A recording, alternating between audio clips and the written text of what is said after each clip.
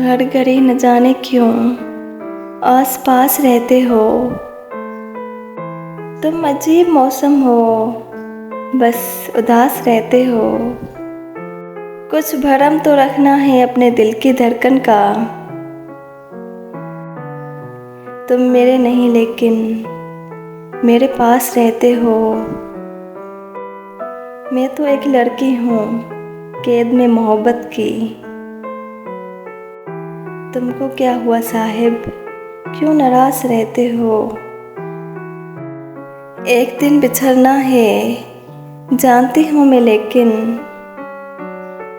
तुम अभी से क्यों आखिर बदहवास रहते हो। क्या कोई नई लड़की आ गई है दफ्तर में। आजकल ज़्यादा ही खुश लिबास रहते हो। हौसला नहीं मुझको तुमको ये बताने का,